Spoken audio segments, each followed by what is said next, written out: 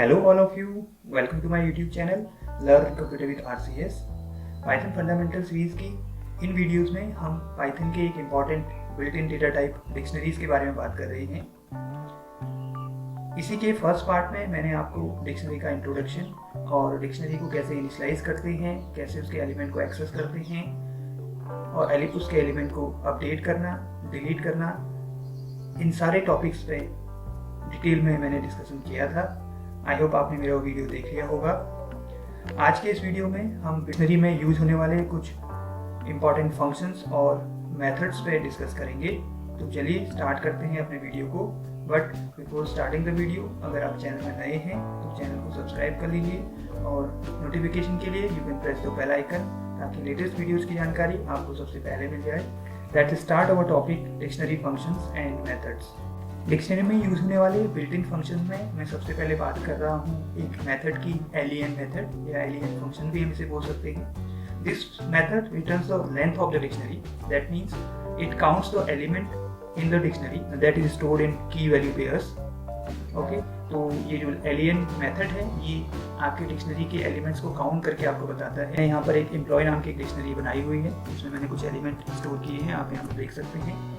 अगर मैं इस एम्प्लॉय डिक्शनरी की लेंथ जानना चाहता हूँ, आई विल यूज एलियन मेथड। वो मैं कैसे करूँगा, एलियन, और इसके अंदर आर्ग्यूमेंट के रूप में पास कर दूंगा इस डिक्शनरी का नेम। ओके, तो it will return 3, that means this dictionary contain 3 elements. अगर मैं इसमें एक नया एलिमेंट अपडेट कर देता हूँ, वो हमने लास्ट वीडियो में देखा है कि कैसे हम अपडेट कर सकते हैं, तो फिर उसके बाद मैं देखूँगा इसकी लेंथ को। एम्प्लॉय, मैं यहाँ पर एक नया की इसमें स्टोर कर रहा हूँ और उस की के अकॉर्डिंग यहाँ पर एक वैल्यू पास कर देता हूँ, सेल्स। ओके, इस तरीके से अगर अब मैं इसकी लेंथ जानना चाहूँ, लेंथ ENP, तो मुझे रिटर्न करेगा 4 वैल्यू, क्योंकि अब इस डिक्शनरी में मेरे 4 एलिमेंट हो चुके हैं। आप देख सकते हैं 4 एलिमेंट आपको शो कर रहा है। अगले मेथड की मैं बात कर रहा हूँ, वो है clear method. This method removes all the item from the dictionary, that means सारे एलिमेंट को क्लियर करके एक एम्प्टी डिक्शनरी आपके पास रिटर्न में मिलती है आपको क्लियर मेथड की मदद से। तो मैं यूज़ कर रहा हूँ यहाँ पर क्लियर मेथड। वो मैं कैसे यूज़ करूँगा, उसके लिए मुझे यूज़ करना पड़ेगा डिक्शनरी का नेम .clear, क्लियर मेथड। और जैसे ही मैं इंटर प्रेस करके फिर एम्प्लॉय एम्प्टी डिक्शनरी को चेक करूँगा तो it will give me empty dictionary. तो इस तरीके से काम करता है आपका क्लियर मेथड। नेक्स्ट फंक्शन जिसकी मैं बात कर रहा हूँ वो है गेट फंक्शन, गेट मेथड। इस मेथड में हम की प्रोवाइड करते हैं और ये उस की के करस्पॉन्डिंग वैल्यू आपको रिटर्न करके देता है। अगर की आपके डिक्शनरी में मौजूद नहीं है तो आपको पाइथन जो है बाय डिफॉल्ट एरर प्रोवाइड करता है, लेकिन गेट मेथड में हमें एक फैसिलिटी होती है, इसमें हम 2 आर्गुमेंट पास कर सकते हैं, एक की और एक डिफॉल्ट आर्गुमेंट, जिसके अंदर हम खुद की अपनी एक एरर मैसेज पास कर सकते हैं, ताकि अगर की आपके डिक्शनरी में मौजूद नहीं हो तो वो आपको आपने एरर मैसेज उसमें टाइप किया है वो शो करे। तो वो कैसे होता है मैं आपको बताता हूँ। सबसे पहले मैं गेट मेथड से आपको किसी वैल्यू को कैसे एक्सेस करते हैं वो मैं दिखाता हूँ। तो I will use here employ 1.get और इसके अंदर मैं पास कर दूंगा एक की को, तो उसमें नेम यहाँ पास कर रहा हूँ। It will give you Raghav, name के अकॉर्डिंग करस्पॉन्डिंग वैल्यू उसने राघव आपको रिटर्न कर दी। अगर आप इसमें गलती से कोई एक ऐसी की पास करते हैं emp1.get और इसके अंदर आप की पास कर रहे हैं जो इसमें मौजूद है ही नहीं, जब मैंने मेथड में एक ऐसी की पास की जो मेरी डिक्शनरी में मौजूद नहीं थी तो उसने मुझे कोई भी वैल्यू रिटर्न नहीं करी, तो मैं यहाँ पर इसके साथ एक खुद का कस्टम मैसेज बना सकता हूँ, ताकि उस केस में वो अगर की मौजूद नहीं है तो मुझे कस्टम मैसेज, एरर मैसेज मुझे शो कर दे। वो मैं कैसे करूँगा,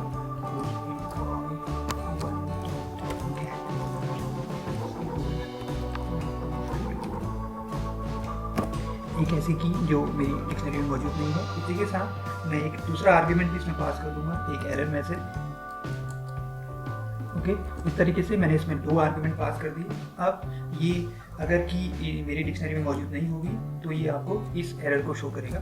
इसने बता दिया कि आपकी जो आप सर्च करना चाह रहे हैं, जिसकी वैल्यू आप एक्सेस करना चाह रहे हैं, वो की आपकी डिक्शनरी में मौजूद नहीं है। नेक्स्ट फंक्शन है कीज मेथड और फंक्शन।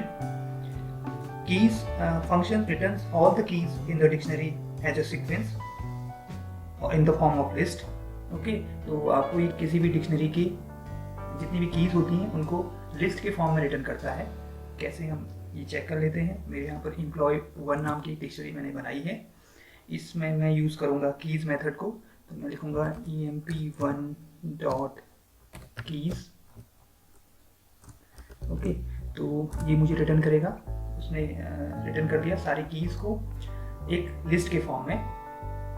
इसी तरीके से अलग एक और मेथड है वैल्यूज मेथड। ये मेथड मुझे डिक्शनरी की सारी वैल्यूज को लिस्ट के फॉर्म में रिटर्न करती है। तो वो भी मैं इसमें चेक करके देखता हूँ। emp1 डॉट वैल्यूज, तो आप देखेंगे कि डिक्शनरी की जो वैल्यूज हैं वो उसने एक आपको लिस्ट के फॉर्म में रिटर्न करके दे दिया। नेक्स्ट जो मेथड की मैं बात कर रहा हूँ वो है items method. Items method returns all the items in the dictionary as a sequence of key value tuple। tuple के फॉर्म में आपको ये रिटर्न करता है। ओके, तो चेक करते हैं कि कैसे वर्क कर रहा है। इसके लिए यूज करेंगे emp1 डॉट आइटम्स, और आप जब देखेंगे तो इसने सारे की वैल्यू पेयर को टपल्स के फॉर्म में रिटर्न कर दिया। तो आप इनको किसी वेरिएबल के अंदर भी स्टोर कर सकते हैं। तो सपोज मैं यहाँ पर माई आइटम्स नाम से एक वेरिएबल बना लेता हूँ और इक्वल टू इसके अंदर मैं लिख रहा हूँ emp1 डॉट आइटम्स। तो जितने भी आइटम्स हैं इसके अंदर वो टपल्स के फॉर्म में माई आइटम वेरिएबल के अंदर स्टोर हो गए हैं। अब मैं इसको फॉर लूप की मदद से एक्सेस कर सकता हूँ। For I in my items, इनको प्रिंट कर दूंगा आई को। जब मैं रिटर्न देखूंगा वैल्यू तो सारे एलिमेंट्स को उसने टपल्स के फॉर्म में आपको शो कर दिया। नेक्स्ट मेथड मेरी है अपडेट मेथड। इस मेथड को यूज़ करने से पहले मैं थोड़ा सा यहाँ पर आपको डिस्क्रिप्शन देना चाह रहा हूँ। मैंने 3 डिक्शनरीज बनाई हैं। एक है मेरा emp1, ओके, उसके एलिमेंट ये हैं। इसी तरीके से मैंने एक डिक्शनरी और बनाई है emp2, जिसमें एक एलिमेंट है। इसी तरीके से एक emp3 डिक्शनरी मैंने यहाँ पर शो करी है, जिसमें भी 3 एलिमेंट है। अब जब मैं अपडेट मेथड यूज़ करूँगा तो अपडेट मेथड क्या करता है, नई डिक्शनरी के की वैल्यू पेयर्स को मर्ज करता है ओल्ड डिक्शनरी में। मतलब दैट मीन्स अगर एलिमेंट ऐड करने होंगे तो ऐड करेगा, ये एलिमेंट्स को रिप्लेस भी कर सकता है। रिप्लेस किस केस में करेगा, रिप्लेस उस केस में करेगा अगर सेम नाम की आपकी ओल्ड डिक्शनरी में मौजूद है और नई डिक्शनरी में भी सेम की मौजूद है, तो वो नई डिक्शनरी की वैल्यू से उसको रिप्लेस कर देगा। वो मैं आपको दिखाना चाह रहा हूँ। सबसे पहले मैं अपडेट करता हूँ उसको employee1 को employee2 डिक्शनरी की मदद से। तो मैं यहाँ पर लिखूँगा emp1 डॉट अपडेट और इसके अंदर पास कर दूंगा emp2। तो इस केस में जब मैं emp1 को देखूंगा तो मुझे एक नया की उसमें अपडेटेड दिखेगा, क्योंकि जो emp2 आपकी डिक्शनरी थी उसमें एक एलिमेंट था और वो उसने क्या कर दिया, उसमें नई पुरानी डिक्शनरी में अपडेट कर दिया, ऐड कर दिया। ठीक है, लेकिन जब मैं अपडेट करूंगा इसको emp3 की मदद से emp1 को emp1 डॉट अपडेट emp3, तो इस केस में जब मैं emp1 को दोबारा से देखूंगा तो उसमें आप देखिए उसने क्या कर दिया, emp1 में जो की थी नेम उसका वैल्यू थी राघव, अब उसने रिप्लेस कर दिया उसको दिया। इसी तरीके से अगर सैलरी की मैं बात करूँ, सैलरी की वैल्यू थी 15,000, अब रिप्लेस हो गया है 24,000। एज की वैल्यू भी रिप्लेस हो चुकी है। बाकी दोनों एलिमेंट्स जो अलग डिफरेंट कीज वाले थे वो तो ऐड ही हैं, लेकिन जो सेम की के एलिमेंट्स थे उनको क्या कर दिया, उसने रिप्लेस कर दिया। तो इस तरीके से वर्क करता है आपका अपडेट मेथड डिक्शनरी में। नेक्स्ट जो मेथड है वो है pop method. Pop method dictionary के एलिमेंट्स को डिलीट करने में मदद करती है। अपने लास्ट वीडियो में मैंने आपको एक del कमांड बताया था जिसकी मदद से भी आप एलिमेंट को डिलीट कर सकते हैं। वो हम कैसे करते हैं मैं देख लेता हूँ। del आप यूज़ करेंगे, इसके साथ emp1 उस डिक्शनरी का नेम, और यहाँ पास कर देंगे उस की को जिसको आप डिलीट करना चाहते हैं। डिपार्टमेंट को डिलीट करना चाहते हैं, emp1 को जब शो करेंगे तो उसमें वो एलिमेंट आपको नहीं मिलेगा, डिपार्टमेंट की वाला dkpt वाला एलिमेंट। एक फंक्शन होता है आपके पास पॉप फंक्शन, जिसकी मदद से भी आप डिक्शनरी के एलिमेंट्स को डिलीट कर सकते हैं। पॉप फंक्शन एलिमेंट्स को डिलीट तो करता ही करता है, साथ में उसकी करस्पॉन्डिंग वैल्यू को भी आपको रिटर्न करता है जिस की को आप एलिमेंट को डिलीट कर रहे हैं। वो कैसे होता है उसको देख लेते हैं। सपोज आप एज वाले एलिमेंट को डिलीट करना चाह रहे हैं तो आप लिखेंगे emp1.pop और इसके अंदर पास कर देंगे उस की को, और जब रिटर्न होगा तो 25 इसे रिटर्न कर दिया। दैट मीन्स आप एज की को डिलीट करना चाह रहे थे, उसकी करस्पॉन्डिंग वैल्यू 25 है, और जब आप employee1 को आप देखेंगे तो आपको एलिमेंट उसमें शो नहीं होगा। और अगर पॉप मेथड से का यूज़ करके आप किसी एलिमेंट को डिलीट कर रहे हैं और वो की आपके उसमें मौजूद नहीं है डिक्शनरी में, तो उस केस में आपको पाइथन एक एरर प्रोवाइड करेगा जिसको की एरर हम बोलेंगे।